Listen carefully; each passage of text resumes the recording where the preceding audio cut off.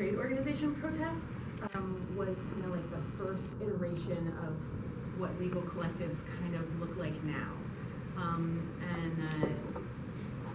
That was more in response to a large protest, like an emergent kind of protest that happened where there were mass arrests. And so people formed primarily organizers and activists, but also working with law students, lawyers, and legal workers, kind of all piled on together. There was just like massive amounts of work that needed to happen, and people were using jail and court solidarity strategies. So people were using basically non-compliance to break the system and force prosecutors to the table to bring drop charges or bring collective plea bargains. So from that, there was like this whole kind of cascade of big protests that happened in the next couple of years. And so legal collectives kind of popped up over the course of those few years. So then, fast forward to August 9th, 2014,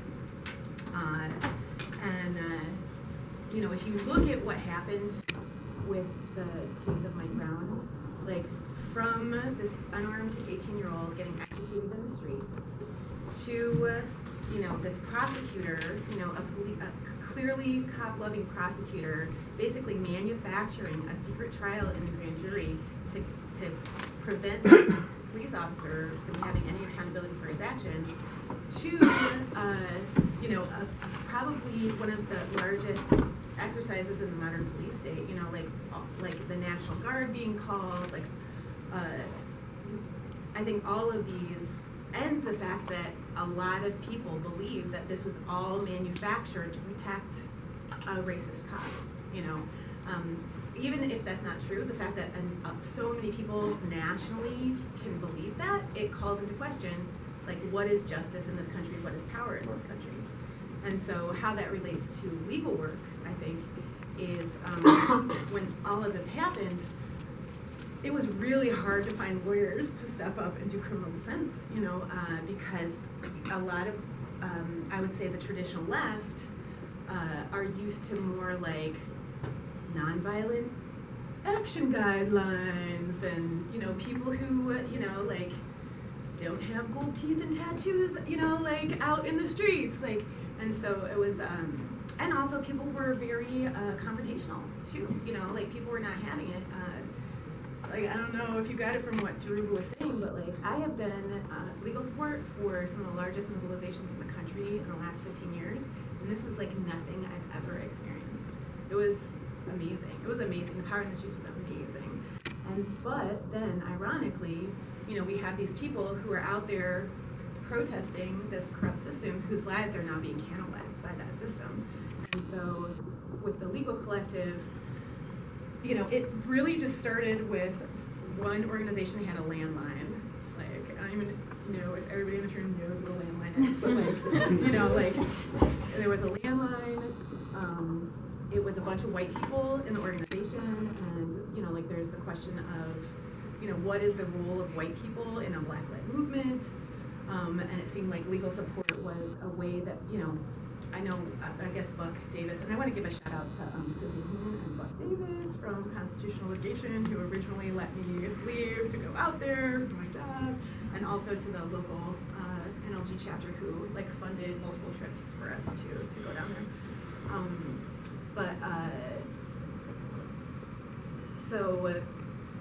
So the original goal was just to make sure that people didn't get lost in the system, because it was really a lot of people who were more at risk, because they were people who were not part of organizations.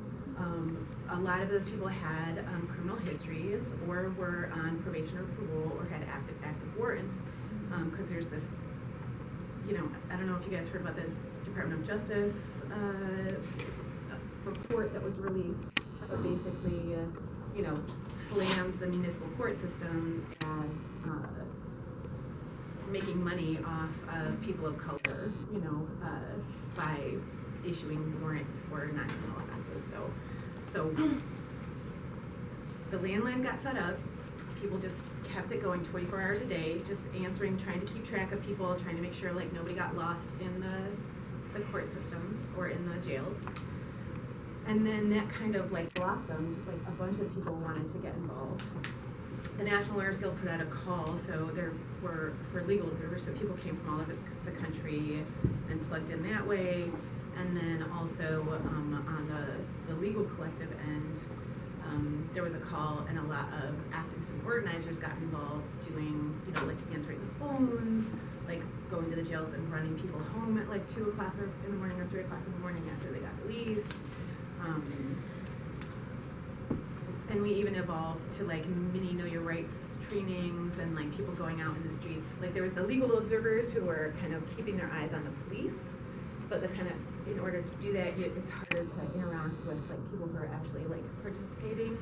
So the legal collective sent out a group of people who's, you know, looked more like the people who were in the streets, who wrote the jail support hotline number on people's arms and gave people, you know, quick Know Your Rights trainings. It like also crazily, I think there was like $185,000 raised for legal support. So I think that it's also interesting to look at how legal support helped give people confidence to be out in the streets. Because I talked to a lot of people who were like, when I first heard they'd come and get us, like bail us out, I was like, that's not even true. And then like, you know, and then we just kept on getting people out of jail. Like, and it didn't matter if people had warrants, you know, like this I think was, in my experience, one of the most comprehensive efforts that people put forward in terms of like, it didn't matter what people got charged with. It didn't matter if people got charged with any kind of property destruction, any kind of, you know, like, no matter what the charges, no matter how serious, shooting at the police, shooting at helicopters, the collective was very clear in that just because the police said somebody did something, like we're not going to accept that as fact. Like we are going to protect everybody and anybody who gets arrested as part of the protest. And I think that's one of the, you know, the National Lawyers Guild and this legal collective, I think were really instrumental in making sure that that happened because like I said, I think in the traditional left milieu, a lot of people are more comfortable with kind of more like sanitized, scripted, orchestrated situations and not this kind of like crazy emergent, but very authentic and powerful thing that happened. So we drove all night to get here, so like neither one of us has slept very much, so I feel like I'm kind of rambling, and I know this has already been kind of a long day for you guys, so I just want to check in and see. Yeah, I think so. Who's anybody keeping time? Because I'm not. If you'd like, I can ask a couple of questions. Yeah, or also, you know, like I think it might also be just interesting to have a conversation with people in the room too. So, or you I just want to say, so like, if it's for the record, I know everybody in here is attorneys or law students or something like that. I'm just a first-year law student. It's been pretty hard. What we're doing, or at least what I'm doing, is nothing in comparison to what these guys are doing every day on the ground. They probably didn't sleep last night, but they probably didn't sleep, you know, so many nights since August, or 8 for days even. So, you know, thank you so much for that. That's huge.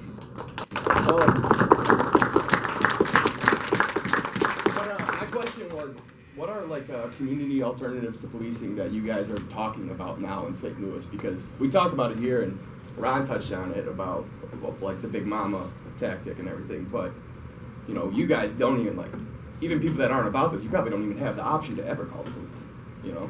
So, just, what are you guys talking about down there? What do you do?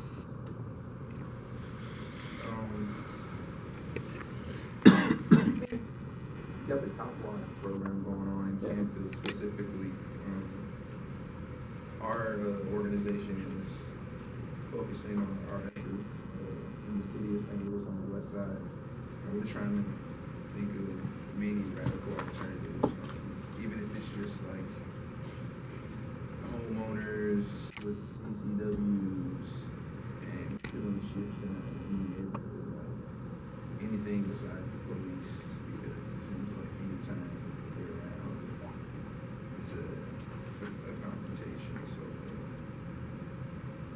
it's really hard to to even get there right now, because there's just so much stuff going on in Ferguson. The university's getting ready to come back up, so we know that the activity in the streets is about to pick up. And so we're trying to strategize on how we can keep control over the narrative when the media comes back and all this crazy stuff that happens. We're trying to just focus on that right now. But anything but them. Yeah. I think the thing too though is, if we're looking at this historically and as like a movement moment and how Occupy was kind of like a referendum on the economy, I feel like this has kind of been a referendum on state violence. So even that that somebody is asking a question, like what can we do besides the police is really important. And Grace Boggs and Emmanuel Wallerstein had a conversation during a social forum here, like a number of years back, where they talked about how we're at a time of shift, and that, if you asked like somebody from the hunter-gatherer era what the industrial era would look like, there's no way to even conceive of it, But I think we're in that moment of transition, and so even if we don't have like the answers, I don't think we need them. Yeah. I think that we just need to be recognizing like it's time for us to be finding alternative solutions. And I do think the whole cop watch thing is worth talking about a little bit more. So in Canfield, the apartment complex where Mike Brown was killed, a number of the residents all got together when people started flooding their neighborhood daily. All kinds of people, plus media, plus undercovers, plus police. And we're basically like, we're just gonna keep an eye on our neighborhood ourselves, and people were armed, and people like communicated with each other, and crime went down in the neighborhood. And that is where the Canfield Black Women Cop Watch kind of evolved out of, was they raised enough money to distribute for free 210 body cameras, like these little like cameras that attach to your lapel, because even going into your pockets for for a young person of color could get shot. And so just having those body cameras on, and the police knowing there's all of Blair actually is part of Cop Watch. She has one too. The police, it's the same logic as legal observers, like the police knew differently when they know that they're being recorded. And so, that's like a nonviolent way that people have, kept the community safe from the police. And then I think, like the whole thing of people knowing each other in their community, like I think, Blair could talk to this. He's also working with David Witt in Canfield with the Cop Watch group, but I believe there is like this ethic of like, we're trying to solve our own problems, we're not going to call the police, and so I think that's another thing that I've seen is just like people being much more resistant to any kind of like cooperation. Let's go there and then. I have a question as to your experience and how you're dealing with undercover agents who might be trying to derail or delegitimize your legal support groups or your entire movement in general, because it's no secret that they're undercover, even though that's kind of, an oxymoron within itself, but like just your experience with that and what you've done to address that. Well, I know for us, we try to have a pretty good relationship with the people that we're going to work with.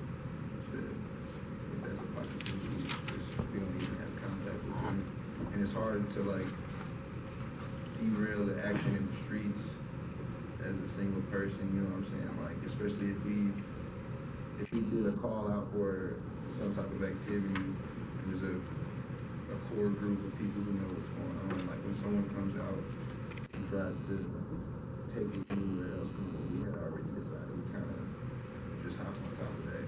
Like, and the energy that goes on in St. Louis and Ferguson, I don't know, it's just like if we had a feeling that you were out there and you were a police officer, you would be talking to us in like 5 seconds. You would get to the bottom of whatever it is. And if you were a cop, you were probably going to have to go somewhere else to do what you were going to do. But they are out there. I think that what they're doing to derail us is more behind the scenes work rather than like some cop being out in the streets trying to get us to do some crazy stuff. So, Sarah sort of started to touch on this, and then we moved on. When all this started, I just started reading everything, articles, blog posts, tweets, and especially the nights when these guys were in Ferguson and I was too worried to sleep, I would just stay up and read. And a lot of the, like the personal stories that touched me the most from all this are the more Black voices matter opinions, like, you know, white people like, thank you for being an ally, but shut up and let us run the movement. And so I'm just sort of curious on what the thoughts on that is from you guys, and then like what what you think the proper role of a white ally is, to use Ron Scott's term from a prior Ferguson panel, the good white people. You know, what should we be doing so that we're not, you know, depressing the voices that really do matter? I mean, it's a huge conversation. I think there's probably lots of people in this room who would have just as insightful things to say, you know, as either of us.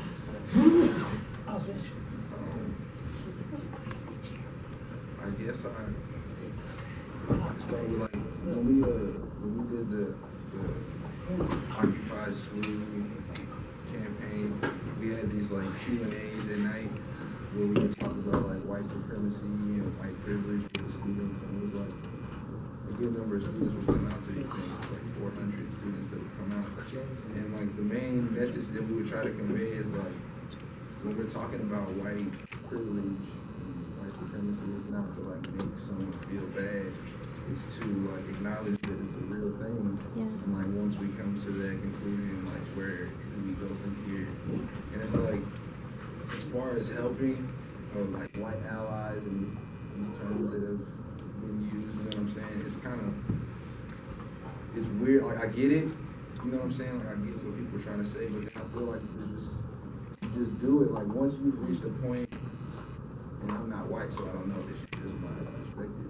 Once I got to the point in my mind and in my heart to where I really empathize with the situation, I don't feel like it's a question of what do I do. I feel like it's just like if someone just came in here and started hurting one of y'all in here, I wouldn't be like, what do I do to stop this situation? I'd be like, Do that. this is where I go, you know what I'm saying? And I feel like that same thing applies to white people being involved in the movement.